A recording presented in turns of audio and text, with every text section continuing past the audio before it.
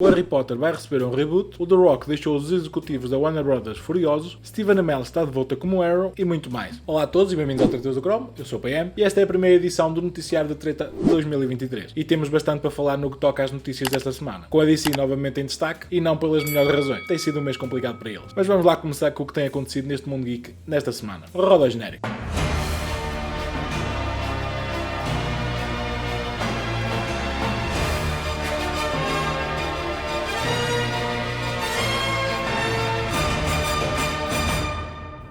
Vamos então começar pelo maior destaque no site do tretasdochrome.pt, onde corre o rumor que a Warner Brothers está a pensar em fazer um reboot dos filmes do Harry Potter.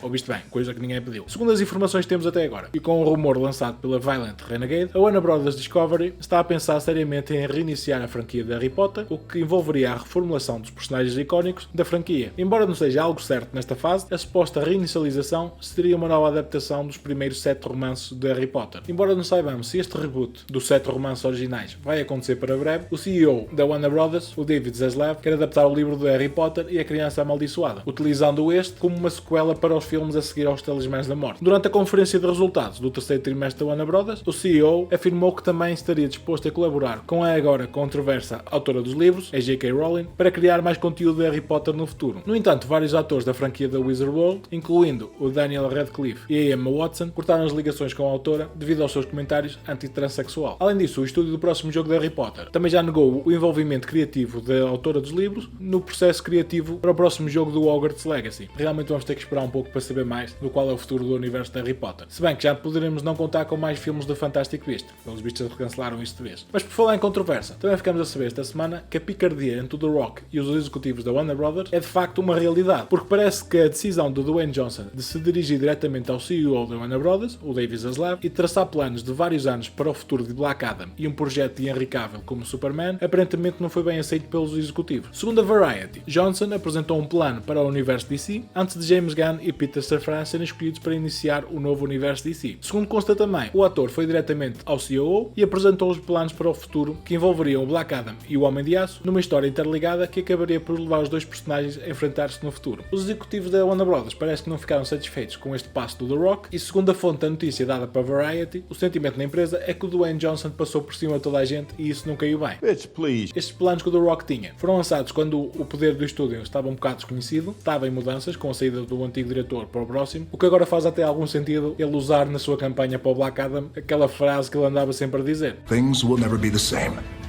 because the hierarchy of power in the DC universe is about to change. Pelo que sabemos, o antigo chefe da DC, o Walter Amada, assim como o chefe dos filmes da Warner Brothers Films, o Toby Emmerich, estavam de saída, por isso coube a Michael De Luca e Pam Abby aprovar o cameo de Cavill em Black Adam. Uma parte importante que devo lembrar neste conflito é que este Toby Emmerich já andava a tentar encontrar outro ator para fazer de Superman desde 2018, mas Johnson, juntamente com os seus sócios, pelo menos pouco sabemos, acabaram por ter o sucesso que tiveram em fazer a realização do cameo do Superman. Contudo, apesar de todo o alarido que o cameo gerou pela internet fora, quando James Gunn e o Peter Safran se tornaram os co-presidentes da DC Studios, foi anunciado que Henry Cavill estava de saída, como todos já sabemos a este ponto. E de certa forma, James Gunn está a levar com a culpa de tudo isto, quando na realidade o homem poderá nem sequer ter nada a ver com o assunto. Como sabemos, a DC já está na confusão há muitos anos e esta é simplesmente a verdade. Exemplo perfeito disso é outra notícia que tivemos esta semana do estúdio, em que os mesmos executivos estão a pensar em escolher o Ezra Miller para continuar como Flash no próximo universo, depois dos mesmos executivos terem dito que não queriam um ator no papel devido aos seus problemas com a polícia. Basta lá entender.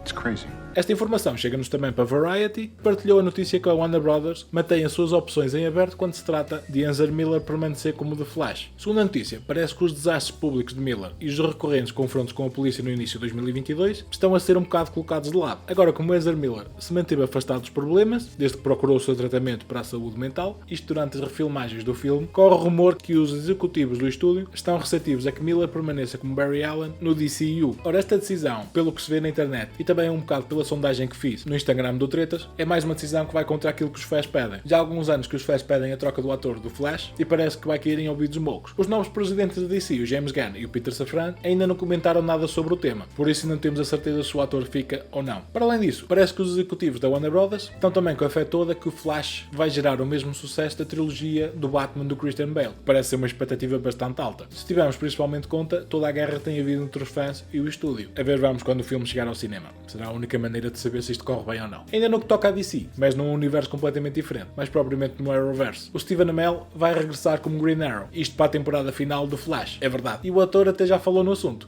You have failed this city. O Stephen Amell partilhou um vídeo no seu Instagram, onde fala sobre o seu regresso, dizendo que vão voltar para a nona e última temporada do Flash. Mas podes ver as palavras aqui dele. I'm coming back for the 9th and final season of The Flash. Why? Doesn't matter. How? Doesn't matter. Greg Berlanti called me up and he said, The Flash is ending, would you like to? And I said, yes. You don't even have to finish your sentence. O ator também parece que não vai ceder do que podemos esperar do futuro de Arrow ou como ele vai regressar, porque, spoiler alert, para quem ainda não viu, o Green Arrow está morto, mas a verdade é que ele está de volta. Só se ele fizer uma aparição como Spectre, o que também poderia explicar um pouco o regresso dele. O ator conclui a mensagem dizendo que não é preciso fazer mais perguntas e basta vermos a série quando sair. Ora vê. Don't ask me any more fucking questions about it. Just tune in when it airs later this year. Ora, no que toca a mim, devo dizer que estou bastante entusiasmado por ver o Arrow de volta, e para quem nunca viu o Arrow, eu recomendo a ver provavelmente as primeiras 2 temporadas. O resto está mais fraquinho. Para quem conhece o personagem das bandas desenhadas e viu a série, sabe que claramente esta versão do Green Arrow em nada encaixa com o personagem das BDs, mas ainda assim é uma versão do Batman a usar flechas que está bastante, como tu dirias, JJ. Sou um jogador top. No que toca às notícias do lado da Marvel, tivemos agora a confirmação que o Batista vai mesmo abandonar o personagem de Drax, e dizendo até que se sente aliviado a fazê-lo. O ex-campeão da WWE e agora ator aclamado falou numa entrevista com a GQ, afirmando que vai deixar o papel que impulsionou a sua carreira em Hollywood para procurar maiores oportunidades. Contudo, o Batista falou também que o seu amor pelo Drax e também o quanto ele gostava de interpretar este guerreiro indestrutível. Segundo as palavras do Batista, e passo a citar, estou muito grato pelo Drax, eu amo, mas há um alívio por ele acabar. Não foi tudo agradável. Foi difícil desempenhar este papel. O processo de maquilhagem estava a dar cabo de mim. E eu simplesmente não sei se quero que o Drax seja o meu legado. É uma atuação parva e eu quero fazer coisas mais dramáticas. Ora bem, coisas mais dramáticas, se calhar a melhor maneira é ele juntar-se ao Zack Snyder. Estou a brincar. Embora esta confirmação possa ser nova para alguns, o Batista já tinha insinuado que se ia reformar do personagem de Drax em maio do ano passado, quando as filmagens dos Guardiões da Galáxia 3 estavam a desenrolar. Outro dos aspectos é que esta confirmação da saída do Batista como Drax vem ainda deitar mais lenha para a fogueira que eu tenho na teoria que o Drax vai realmente morrer no terceiro filme dos Guardiões. Como todos parecem ter a certeza, o Rocket vai morrer no terceiro filme, por aquilo que vimos no trailer, mas eu acho que na realidade que vão morrer 2 Guardiões nesse filme, se não 3, mas 2 tenho mais certeza, o Rocket e o Drax. Mas quero elaborar um pouco mais esta teoria num próximo vídeo, estou a preparar para ela, por isso fica aqui atento ao canal. Já no que diz respeito às séries da Marvel, parecia que tínhamos boas notícias, mas na verdade acabaram por não se confirmar. A conta da Marvel UK tinha partilhado um vídeo no seu Twitter que confirmava a programação do estúdio para 2023, onde confirmava que as próximas séries da Disney Plus, a Agatha Coven of Chaos, protagonizada por Agatha Harkness, e a série spin-off do Hawkeye, a Echo, seriam lançadas ainda este ano. Contudo, uma nova postagem no blog da Disney Plus, do Japão, confirmou que apenas 3 séries do MCU, sendo elas Secret Invasion, a temporada 2 de Loki e a série de Ironheart, é que estão realmente planeadas para serem lançadas este ano. E podemos ver isto por 2 prismas. É que de facto realmente não vamos ter tanto conteúdo da Marvel como tivemos nos outros anos, mas por outro isso poderá ser algo bastante bom. Porque, como já disse em vídeos anteriores, quantidade não é qualidade. E a Marvel parece estar claramente a dar ouvidos aos fãs e voltar a focar na qualidade que nos apresentou até aqui. Esperemos que a fase 4 tenha sido algo só de passagem. Outra série que está quase a chegar e eu estou bastante entusiasmado para ver é Last of Us. E parece que a HBO vai ser fiel aos jogos e não vai andar a inventar muitos enredos fora do jogo original. Numa entrevista com o Hollywood Reporter, os criadores da série, Neil Druckmann e Craig Mazin, comentaram que não vão arrastar a adaptação da série de Last of Us por muito mais tempo do que o material de origem e mandaram uma farpa ao Game of Thrones dizendo que foi o que a HBO fez com a criação do George Martin. O criador do jogo e da série disse as seguintes palavras, e passo a citar: não temos planos para contar histórias para além da adaptação dos jogos. Não nos vamos deparar com a mesma questão de Game of Thrones, uma vez que a parte 2 não termina num suspense. Já Craig Mazin acrescentou que não tem interesse em transformar Last of Us numa máquina de movimento perpétuo, o que poderá ser um sinónimo do típico uma série para encher chouriços. E que parece também ser uma boca a Walking Dead, que o criador também disse que não tem interesse em manterem o mesmo enredo, apenas mudando os locais para sobreviver ao surto de zombies. Isto todas as temporadas. Ixi, ele acaba dizendo que os finais significam tudo para ele. Além disso, Mazin acrescentou que as várias surpresas que vamos ter, através dos episódios, irão rebentar as mentes dos espectadores, se os espectadores tiverem jogado os jogos de Last of Us. Não sabemos ao certo quanto conteúdo novo vamos ter na próxima série, mas podemos esperar algo algum, tendo em conta que o primeiro episódio vai ser de 90 minutos. 1h30. Se a duração dos episódios se mantiver a mesma durante toda a série, vamos ter quase 12 horas de conteúdo, o que é bastante agradável, se for bem feito, claro. No que toca ainda de Last of Us, parece que a possibilidade de termos um terceiro jogo na franquia tornou-se ainda maior. O Neil Druckmann, na mesma entrevista com o Hollywood Reporter, discutiu como a adaptação da primeira temporada de Last of Us seguiria o enredo do jogo de 2013, enquanto o criador deu a entender que a temporada 2 poderia adaptar a sequela de 2020, conhecida como Last of Us Parte 2. Druckmann também revelou que a franquia pós-apocalíptica não está necessariamente completa, dizendo: penso que ainda há mais histórias para contar. Em dezembro de 2022, uma fuga de informação sugeriu que Last of Us 3 poderia ser realmente o próximo jogo do Neil Druckmann e da Naughty Dog. Se comprovar a verdade, Last of Us 3 será o terceiro jogo em que o estúdio está a trabalhar neste momento, sendo os outros um port para a versão PC de Last of Us 1 e um jogo multiplayer que ainda não tem nome, que será ambientado no mesmo universo da série de videojogos. Após essa fuga, Neil Druckmann informou aos seus seguidores que a maioria das informações dos insiders são falsas, o que nos volta a colocar naquele patamar em se ele está a dizer a verdade ou não. Resta-nos esperar para ver qual será o futuro de Last of Us. Certamente a série vai aumentar as vendas do jogo, o que a Naughty Dog vai querer sem dúvida capitalizar. No que diz respeito ao universo do Witcher, parece que temos ainda mais más notícias, se fosse ainda possível. A terceira temporada da Witcher está agendada para estrear no verão deste ano, mas ainda não tem uma data específica. No entanto, a showrunner da série, a Sra. Lauren Ishrish, pareceu ter sugerido recentemente uma janela de lançamento um pouco mais limitada, sugerindo que o trabalho na série ainda está um pouco longe da sua conclusão. Na entrevista que ela fez com a Collider, Lauren discutiu a possibilidade da divisão da terceira temporada em duas partes, supostamente devido à quantidade de trabalho ainda necessário em termos de efeitos especiais. Nessa entrevista, ela forneceu também o quanto vão demorar a acabar a temporada, afirmando que ainda tem um longo caminho para percorrer de cerca de 8 meses, se não for mais. Para dizer que a série The Witcher não sai realmente neste verão. Em relação às recentes discussões e à saída do Henry Cavill, a showrunner disse que iria fornecer mais comentários sobre o assunto mais perto do lançamento da série.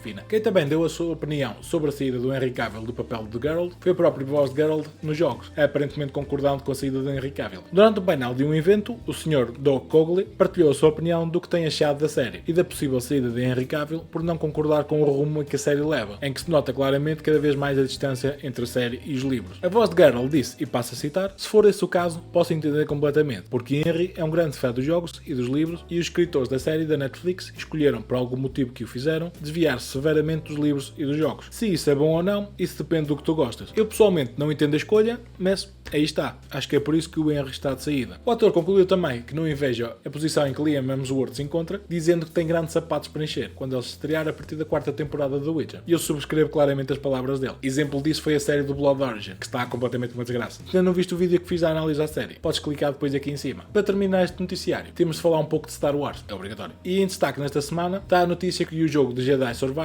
vai levar Cal Kestis a um ponto de ruptura. O ator Cameron Monaghan revelou que o seu personagem Cal Kestis será empurrado até os seus limites no próximo jogo Star Wars Jedi Survivor. Cameron falou da viagem de Cal ao longo do jogo e de como o jovem Jedi continuará a ser testado, colocando a sua vida em fuga do Império Galáctico. Ora vê o que ele tem a dizer. In extremely dark point, and the situation for a Jedi has never been worse than what it is for Cal.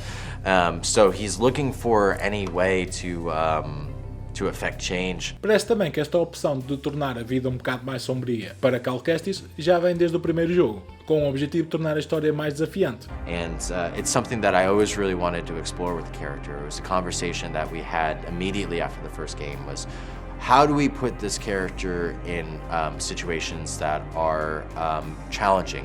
And what are the ones that are really going to push him to the point where he might break? Jedi Survivor é uma sequela bastante esperada para o jogo de 2019 e no que toca à história vai-nos mostrar uma história 5 anos depois dos eventos do primeiro jogo e vai seguir de novo o Cal Kestis, que vai continuar certamente a navegar pela galáxia hostil durante o período conhecido como os Tempos Negros. No que toca às cómics, há algo que tem dado que falar muito esta semana e como sempre termino o noticiário a falar de banda desenhada e o destaque vai para algo bastante bizarro que envolve o Joker e a sua gravidez. Sim, é isso mesmo. A DC lançou uma história protagonizada pelo príncipe palhaço do crime, cujo está grávido, na quarta edição da série The Joker, The Man Who Stopped Laughing. Nesta quarta edição é-nos apresentada uma história de apoio que não é canónica, logo não conta, basicamente. A história começa com o Joker a declarar que Zatanna e ele fariam um grande casal, enquanto ela magicamente o prende de cabeça para baixo. Quando o Joker começa a falar sobre como ele espera que os seus filhos fiquem juntos, Zatanna empurra a cara do Joker numa poça de lama e lança um feitiço, declarando que ninguém mais vai querer o seu bebê. O Joker desperta no dia seguinte para descobrir milagrosamente de que alguma forma está grávido e ao pé dele tem o Dr. Fósforos. que por alguma razão é um obstetra e tenta ajudar o Joker a dar à luz o bebê. Isto é demasiado engraçado. O Joker acaba por vomitar uma grande quantidade de lama que rapidamente se torna consciente. A lama começa a transformar-se numa versão mais pequena do príncipe palhaço do crime e que Joker declara então como ele é tão bonito. Adoro banda desenhada. A história termina com o Joker a trazer a sua cria, a Zatanna, e a dizer-lhe que agora têm um filho. E lá está, eu simplesmente adoro banda desenhada, porque só conseguimos ver isto das BDs. Como qualquer história controversa, o debate sobre este tema tem sido afluente nas redes sociais, com alguns fãs a dizer que a DC está completamente perdida, e outros a dizer que isto é completamente comum no mundo da banda desenhada, sendo isto até das coisas menos bizarras que podemos ver nas BDs. O que é que tu achas deste momento na vida do Joker? Diz-me a tua opinião nos comentários. E assim com isto chega ao fim o noticiário desta semana, e primeiro do ano, e espero que tenha atualizado sobre as principais notícias que aconteceram desta semana do Universo Geek. Se gostaste do vídeo, esmaga aí o like, que isso ajuda-me bastante aqui no canal, e não te esqueças de subscrever para não perder vídeos futuros. Para estarem sempre informados, visitem diariamente tretasdocromo.pt. Se também quiseres roupas ou acessórios geek, podes visitar lojageek.net, onde encontras t-shirts, canecas, camisolas por aí fora, baseadas em temáticas nerd. E se quiseres um desconto, podes aproveitar o meu código TRETAS10. Mais uma vez, obrigado por teres assistido, eu sou o PM e vejo-te por aqui.